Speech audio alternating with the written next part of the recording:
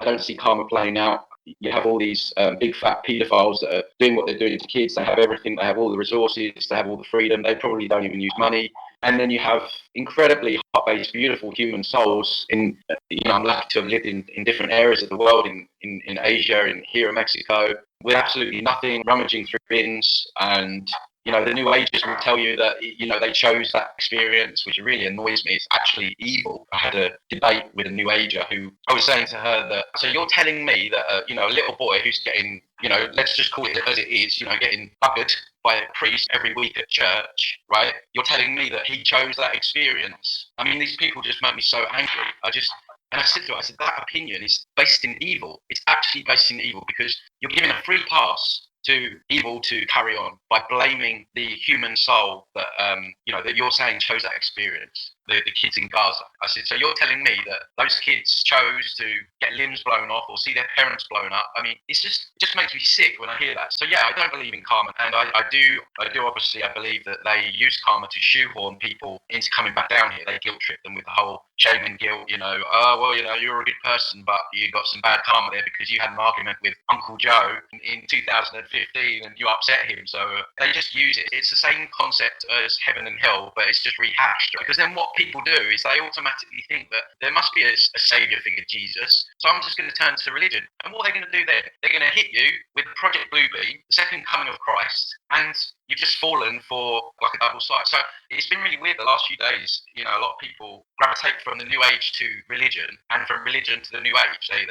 They either look at the New Age and say, actually, that's BS. I'm going to go over here to religion, or vice versa. And why do people do that? Because they need a savior. They need to feel good. They can't face a reality where they're on their own. They can't face the reality that they have to sort things out themselves and deal with things themselves, and they can't come to the realization that all these things that have been presented to us, Jesus, guides, spirit animals, I mean, you name it, choose your candy if you want. This is their pillars that they lean into to feel safe and secure, and they are snorting up the hopium in the hope that one day that one of these deities or guides is going to lead them out of the position that they're in, because it's too difficult for them to ponder the fact or come to the realization that, hang on a minute, no one's coming to save me here. And the sad thing about that is that if you come to the conclusion that you have to save yourself, you will ultimately save yourself. So this is kind of the tragedy with these people, is that they're so desperate to be saved, they're going down all these cul-de-sacs, and then what will happen is that when they pass over, the Matrix will hit them with Jesus or angels or whatever, and they're back round again. So this is why I say it's of no use to just feel good, to want to feel good in the moment. I had it this morning, one woman, she was saying, well, it's a little bit dark, what you're saying. I'm like, well, yeah, it is. I mean, duh. You want to feel good all the time? Like, where's that going to lead you? So, I mean, I'm sure a lot of people that watch this channel, they're not going to be gravitating towards religion all of a sudden, because, I think of you guys as really clued up. We're here to learn lessons. Like, you've got to have another life as a Vietnamese goat farmer with one leg. To learn your lessons, to learn how to be grateful of your crops or something, like.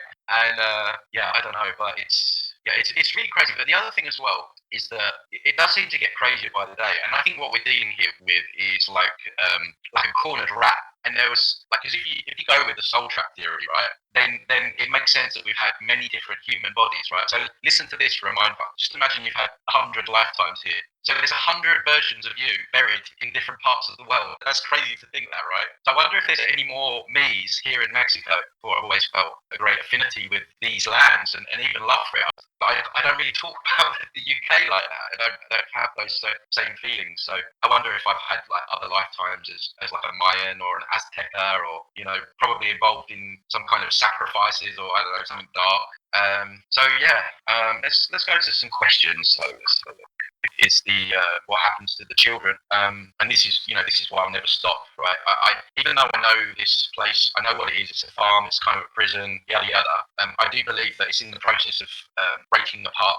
This is why they're scared, and the censorship and all of that. So they are definitely panicking, and I just feel for myself like if this is my last time around here, I'm doing everything to play my part in trying to if it's possible to bring this down somehow. And I think the more people that get out of the Matrix and we take those batteries out, then I think the whole construct will fall apart eventually. There are other people saying it's the end of the simulation. There's a lot of glitches going on now in the Matrix, particularly on TikTok, guys. Right? Just if you go on TikTok, if you haven't joined, go on TikTok. Just write glitches in the Matrix. My God, some of those videos are fascinating.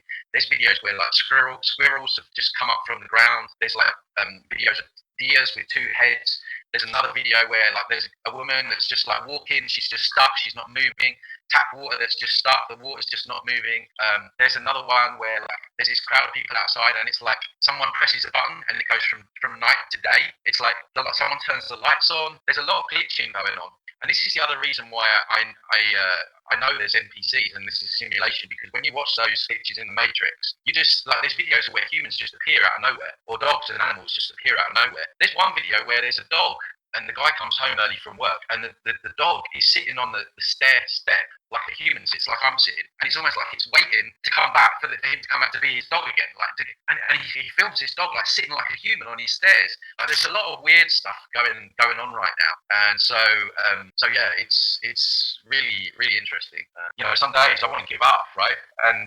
But then I think, God, like, I love them, and I wouldn't, I couldn't just give up even if I wanted to, just for there. But generally, like, human love is a little bit overrated for me, and no, I'm not going to give up. No way. I mean, trust me, right? And this is like my righteous anger. What these fucking entities have done throughout human history is diabolical, and ain't no way that I'm leaving this prison without shaking things up. For all those kids that have been tortured, all their stuff they've eaten, whatever they do, whatever things that they do, my word is that and I know many other people feel like this as well. We're gonna fuck them up before we get out of here, and that's a promise that I'm gonna make to myself here right now on this channel. 20,000 subscribers. We're here. We're in this place. It's challenging. It's not very nice sometimes, but we ain't gonna give up, and we're gonna do everything we can to leave this realm a better place than what we found it.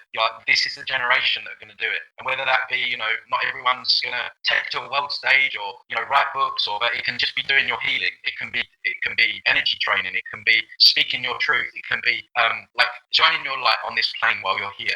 I feel like we have to before we leave here, because I think we are going to leave here. That so many people have said to me that it's my last time here. I've always felt like it's my last time here, and I think for many of us it is. And I don't know, it feels like a bit of a call to action, because I know a lot of you guys feel very down and depressed and sad and angry, and you find more and more stuff about this place, and it becomes more and more difficult. But we're here. Let's make the most of it, and let's do what we can to bring this evil down, because I do feel it's on its way, and we may not see the physical manifestations of that in our lifetime, but we can certainly lay those stones, and that's it.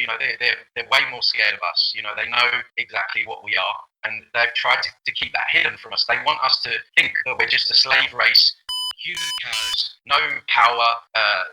They want us to think that we're cockroaches on this place, on this plane, and they are the cockroaches. They are the bacteria that needs wiping from this place. So I know it's hard. I know they're making it harder by the day, but don't give up.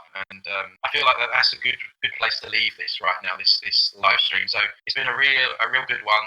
And just again, thanks for your support and love. And don't forget to check out my Telegram page and my website, transcendingtimes.org, the course and all of that stuff. And let's do this. So speak to you all very soon.